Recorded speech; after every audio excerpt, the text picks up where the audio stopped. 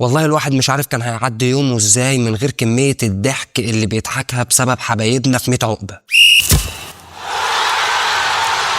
ايه الحكاية دي؟ حكاية القصة والحدوتة والافلام اللي حصلت امبارح بعد مباراة الاهلي وبيراميدز. السلام عليكم ورحمة الله وبركاته، ازيكم عاملين يا رب تكونوا كويسين وبخير. انا مصطفى غازي واهلا بيكم وحلقة جديدة والكورة مع ديشا. في البداية لو انت لسه ما اشتركتش في القناة انزل دلوقتي واشترك وفعل زر الجرس عشان يوصلك كل جديد، وعايزين نفجر الفيديو ده لايكات، نوصل بيه لاكبر عدد ممكن من اللايكات. لينكات السوشيال ميديا بتاعتي هتلاقيها في الديسكريبشن، اعمل لي فولو. يلا بينا نبدأ.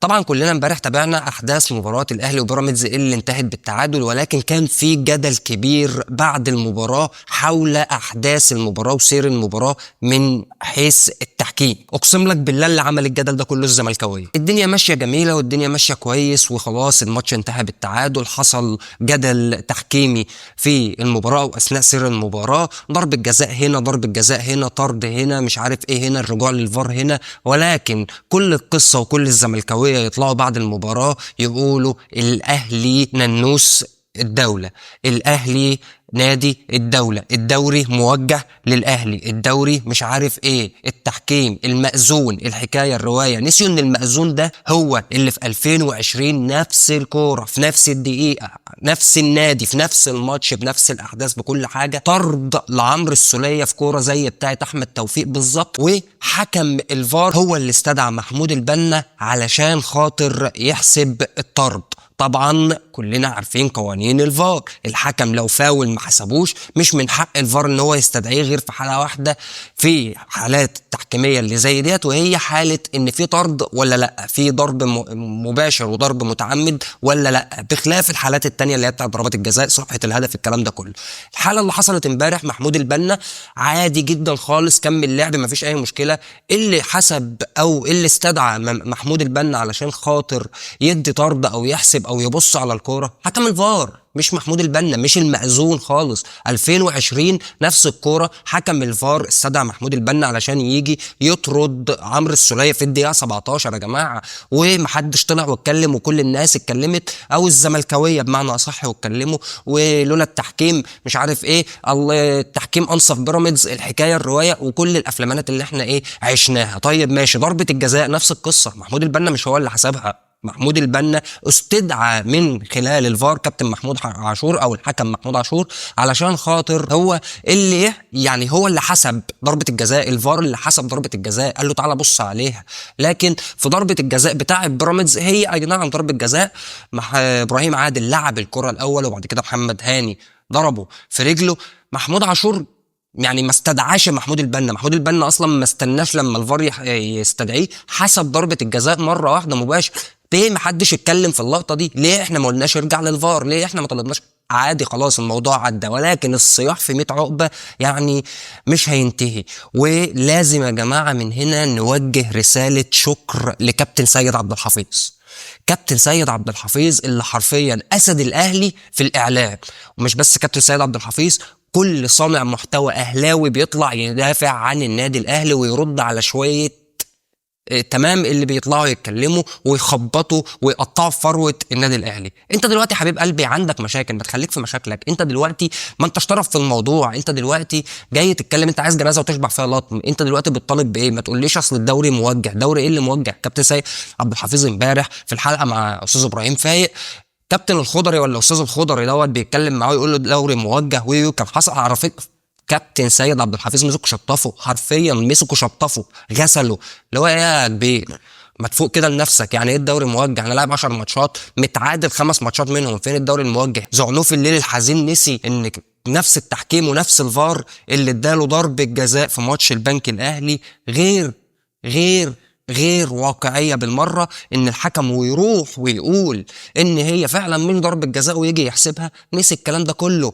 زعنوف الليل الحزين نسي ان رابطه الانديه او لجنه المسابقات مفروض كانت توقع عليه عقوبه وعلى جمهور ان هم ما يحضروش الماتشين اللي جايين علشان خاطر الاحداث اللي حصلت في اخر مباراه، لان هم كان حصل في ماتش المصري وحصل في ماتش سيراميكا كليوباترا، مفروض الماتش الثالث يبقى حرمان الجمهور من حضور مباراتين مش منع اللي كانوا موجودين وعادي، وعداها لجنة المسابقات عاملة الصح مع نادي الزمالك، ولكن الحطابين في الجبال والعجائز حول نار المدفأة في 100 عقبة شايفين عكس كده، وشايفين ان نادي الاهلي هو اللي يعني ايه مستولي على التحكيم، وهو اللي دايما بيكسب بالتحكيم، او لو في تعادل بيبقى متعادل بالتحكيم، او لو الكلام ده كله، بس ما ينفعش يخسر بالتحكيم. علشان كده اي صانع محتوى بيدافع عن النادي الاهلي اهلاوي فوق راسنا، شابوه، يستحق ان احنا نسقف له، يستحق ان هو يتشال فوق الراس، لان دول ما ينفعش معاهم غير كده. دول مش محتاجين اللي يطبطب عليهم، دول مش محتاجين اللي يقرا بوستات ويقرا ويسمع كلام في الاعلام وخلاص، او يسمع كلام في التلفزيون وخلاص ويسكت. دول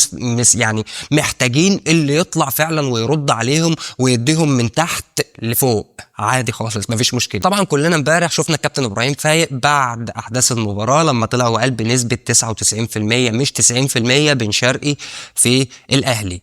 بن شرقي في الاهلي، الصحفي ابو علي طلع وقال ان بكره ان شاء الله، على اللي هو النهارده، بن شرقي هيتم الاعلان عن الصفقه بتاعته. طيب ايه اللي حصل؟ خليني اقول لك بس الفكره والقصه بتاعت بن شرقي. بن شرقي بالفعل وقع مع النادي الاهلي الكترونيا.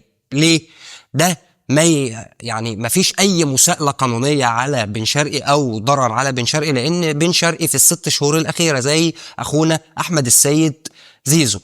بن شرقي من حقه ان هو يوقع مع اي نادي مجانا، من حقه ان هو يوقع مع النادي الاهلي او غير النادي الاهلي وينتقل له، يا اما دلوقتي لو عرف يخلص نفسه مع النادي بتاعي، او في نهاية الموسم.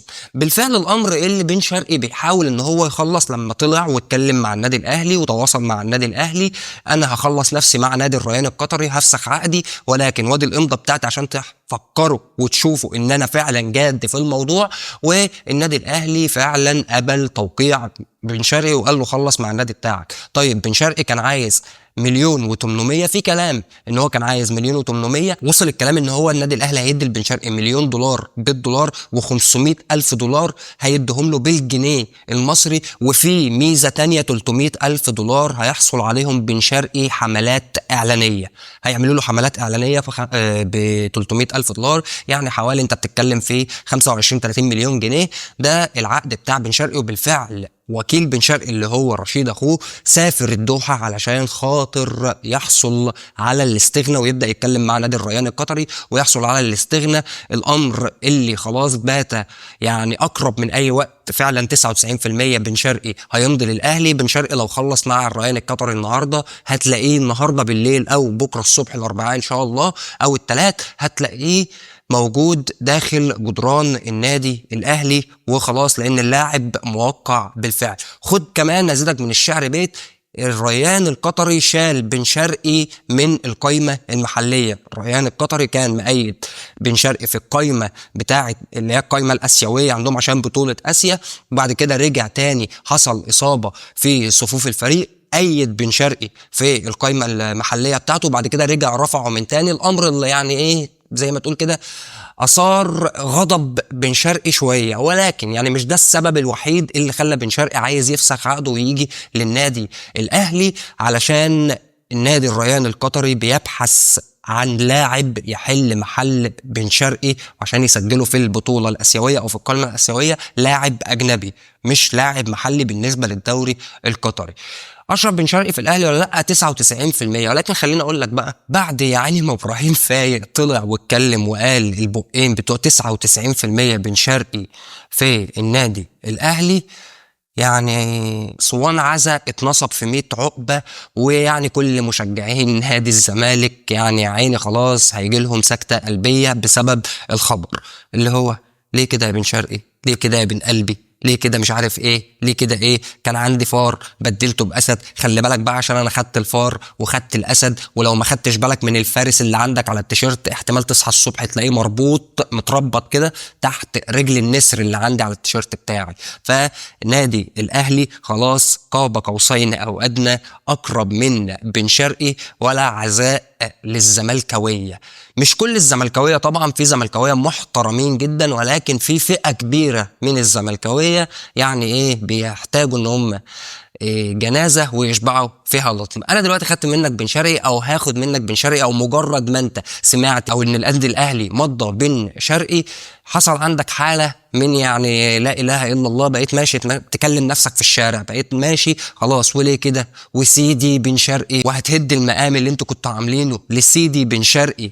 هناك في 100 عقبه في نادي الزمالك داخل اسوار القلعه البيضاء، علشان خاطر اقول لك انا بن شرقي لاعب عندي او انباء.